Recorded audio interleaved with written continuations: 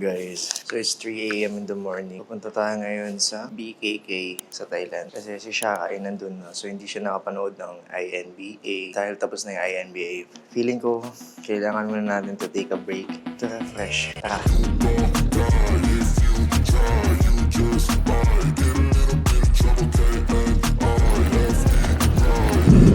Dito tayo ngayon sa Thailand. Meron tayong matinding mission. Papakita ko sa inyo kung paano mag-diet pa rin at maging on track kahit nasa bakasyon. So yun yung goal ko ngayon sa mga darating na araw. Samahan nyo ako dahil I'm sure may matututunan kayo dito. Sabi ko lang din sa inyo na hindi excuse yung pagta-travel kung gusto nyo talaga gawa ng paraan. First things first, ang kailangan natin gawin is kumuha ng wifi. Next thing is, mag-grab na tayo going to the hotel. Gutom na ako. Ginawa akong breakfast is bumili ako sa Starbucks kanina sa airport. Bumili ako ng turkey ham, egg and sandwich. Tapos bumili din ako ng chicken barbecue. So yung chicken barbecue, second meal ko kanina kinain ko sa plane. Mga 1 hour before mag-land. Nagutom na ako. Actually gusto ko na magbuhat pero I think kailangan ko na magpahinga bago ako magbuhat. Mas dito boy kasi yung Grab nila may pick-up area talaga. So lahat ng pag nag-book pa, dito ko talaga nila pick upin. Angas!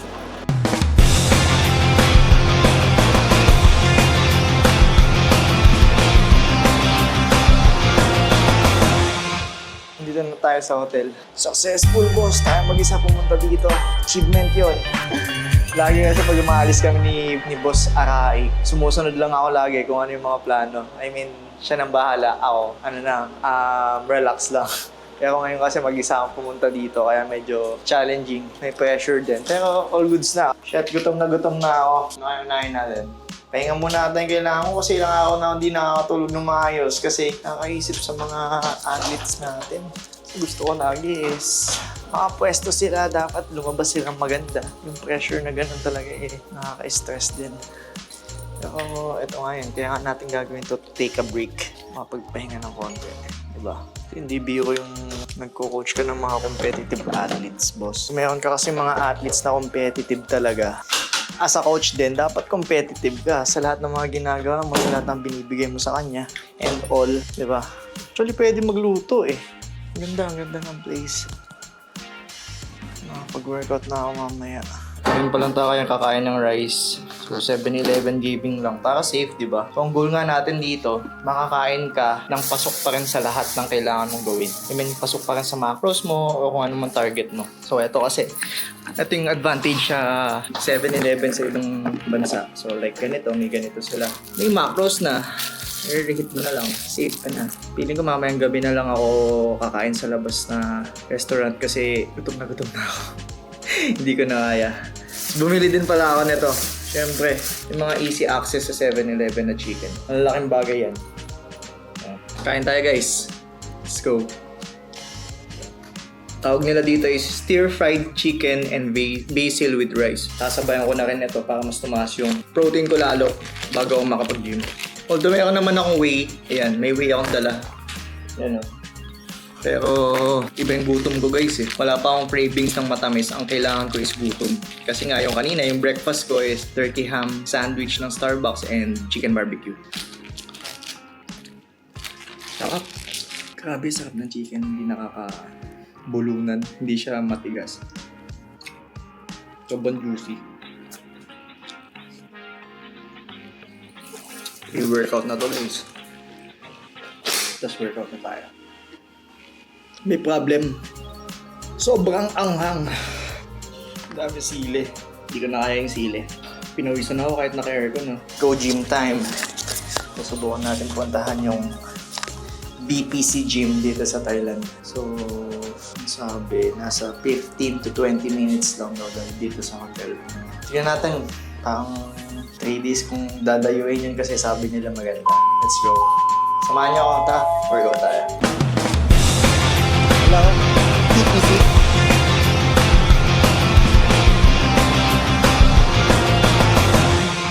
You can easily understand English? Oh, I speak a little bit. What's your name? Feb. Feb. I'm Poy. I'm Oh. from Philippines. Oh, Yeah. Going to workout. Meron tayong bagong tropa. Yun. Again? Feb? Feb. Feb. Yeah. Yeah, this is Feb. Yeah. I'm vlogging. I'm vlogging. I will show my friends and my clients that I met Fred. Yeah. Today is holiday. What? Holiday. Yeah, today holiday. What holiday? Mother Day. Holiday daw ngayon dito sa Thailand. It's Mother Day. Even on holiday, the road is always traffic. Try Maliman. Always? Yes. Are you from Thailand? Are you fond? You? Yeah. Ah. Where is it?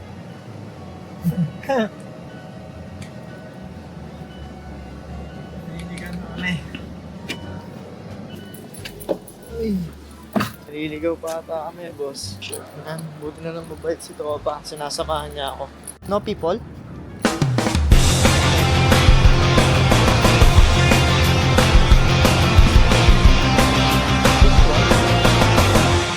Hello. Walk in? Yeah. Yeah. 500? 350. Wow, nice. Every weekdays. Yeah, sure. 8 p.m. onwards. So pag 8 p.m., it's only 350 baht.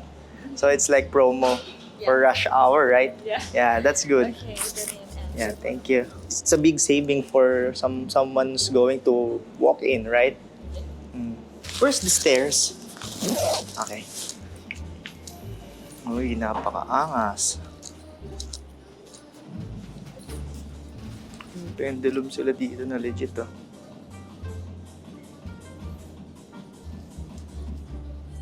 Angas, boss. Pendulum squat din to eh.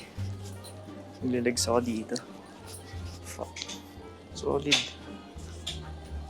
Nice. Single leg. Hamstring curl. Nice, boss. Morning, guys. Grabe, sakit ng legs ko ngayon. Sobrang sulit yung nangyari kahapon.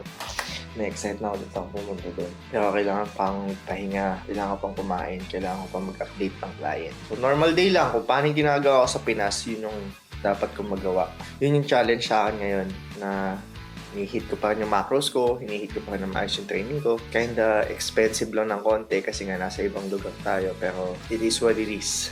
Diba? Yung experience, doon tayo babawi talaga. Actually kasi, meron na kaming napuntahan na gym dito before, nung nagpunta kami noong November nila, Lawrence. Pero hindi siya hardcore gym na pang bodybuilding talaga eh. Pero ngayon, masasabi ko na talagang yung machine, mga nakadesign talaga for the bodybuilding, yung mga hardcore na bodybuilders. Yun, yung masasabi ko lang talaga, sobrang sulit niya talaga puntahan, boy. Sana talaga magkaroon ng ganun one day sa Pilipinas. Napaka-solid nun. Siguro lahat din ng mga bodybuilders na talagang hardcore bodybuilders. Dadayuin yung mga machines na magaganda. Kasi, yun lang yung nauunang may ganun dun sa Pilipinas, di ba? Second meal lang tayo bago mag-workout. Sinimit lang natin yung coffee. Actually guys, it's 12:41. Sakto. 1:30 to 2, nandun na tayo sa gym. And then game na. Upper body tayo. I mean, push day tayo ngayon. So tapos na tayo nag-breakfast, nagawa na natin yung mga updates sa clients, na humabol ngayong Monday, na-update ko na rin yung mga file ng mga kailangan i-update. Nagkaroon na rin kami ng assessment ni Stan kaninang umaga for the improvement. Mga pointers na kailangan din na namin i-improve, na-discuss na namin. And then good to go na. Workout na. Medyo paalisin lang natin yung rush hour kasi lunchtime dito. Mga bandang 2 p.m. punta na tayo para wala ng tao. Dito tour ko kayo ulit sa gym, sa BPC. Let's go!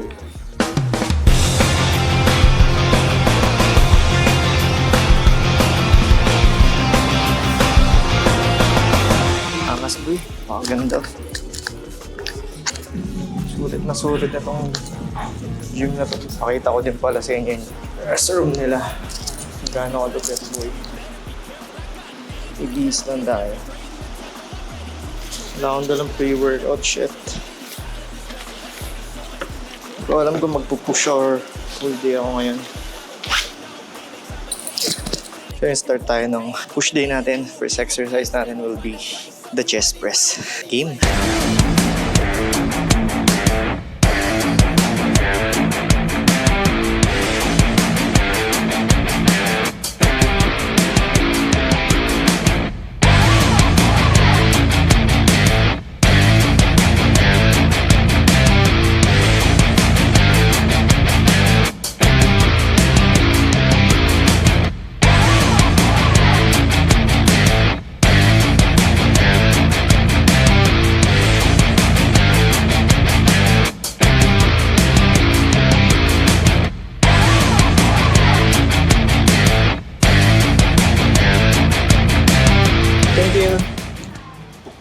Ito na tapos yung workout natin ngayon. Bukas ulit.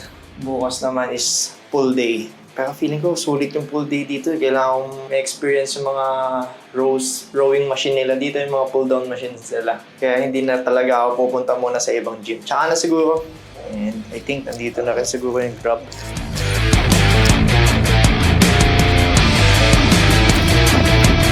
So yeah, papakita ko na sa inyo paano matapos tong araw natin.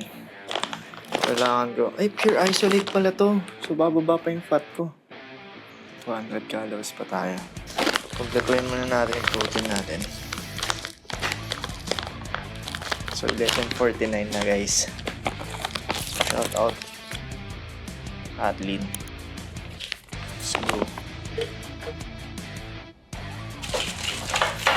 Go, combo. Kaya kung makikita niyo yung macros ko, may -7 ako sa fat. Pero yung overall calories ko, napasok pa. So, tip ko lang sa inyo, kung naka-off-season kayo, mga ganitong instance, syempre, hindi na perfect yan eh. Lalo na nga, wala ka naman sa bahay, hindi ka magluluto, di ba? Let's call it a day.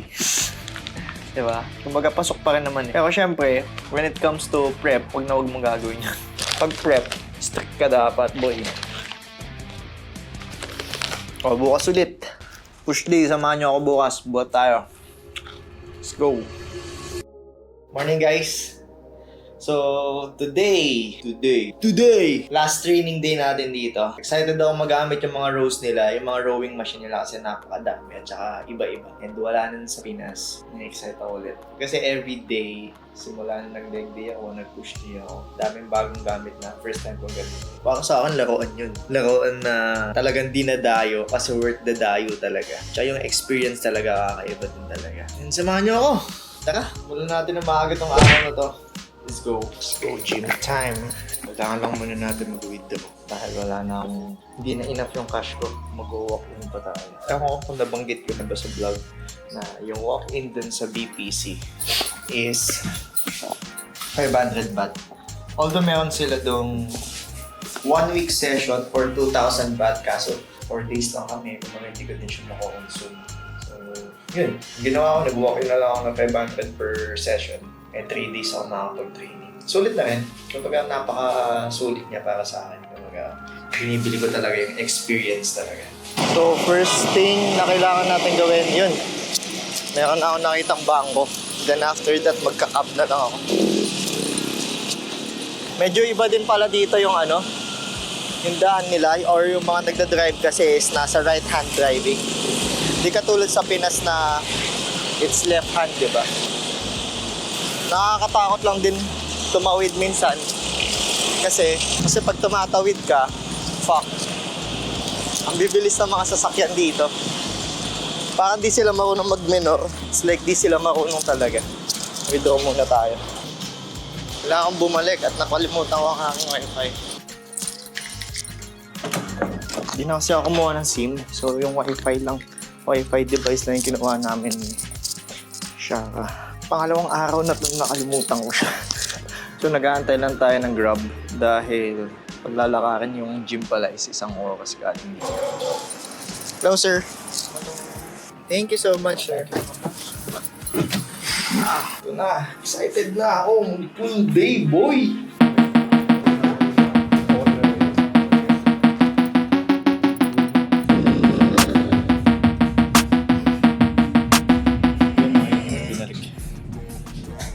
Binalik natin yung mga plates.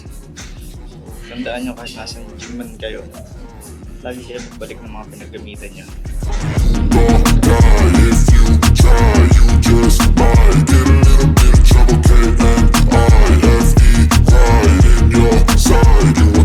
I got a switch in my head, I go from living to dead. You got me seeing all red, now I'm becoming a threat. I fucking heard what you said, I'll make you have some regrets. And no, I never forget, so now you have a few debts. That shit, it needs to be paid with blood or some sort of pain. You caused a permanent stain, which has determined your fate. I've never seen so clear, I feel the end and it's near. The day of reckoning's here, the sound of deafening fear. You won't die if you try, you just might get a little bit of trouble, and I left it right in your side. You will never see me coming. You won't die if you try, you just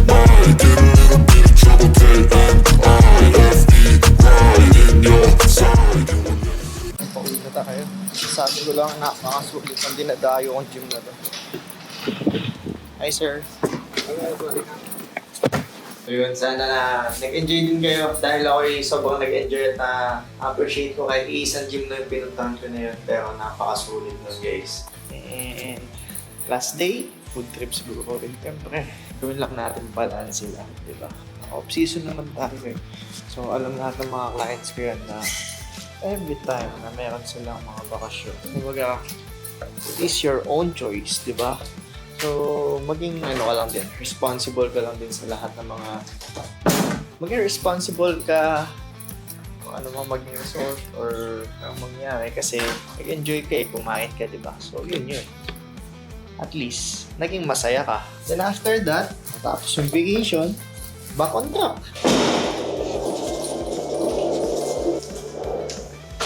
Hindi na tayo mag-workout ngayon dahil pabalik na tayo ng Pinas. Gantay lang tayo ng Grab. Sobrang sulit. Sobrang ako nag-enjoy. Ready na ulit akong bumakbak, guys. Ready na akong mag-grind ulit ng todo. Actually, kahit nandito, nag-grind pa rin naman eh. And parang normal lang. Kung paano yung ginagawa namin sa Pinas or yung ginagawa ko sa Pinas. Same routine.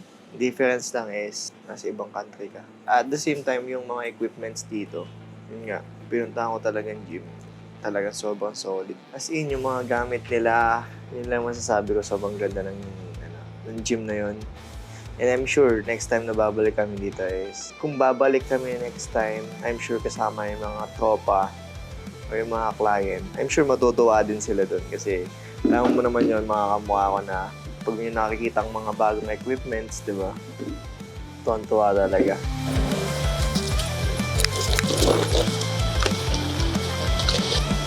Ako na important. Blue. Yeah.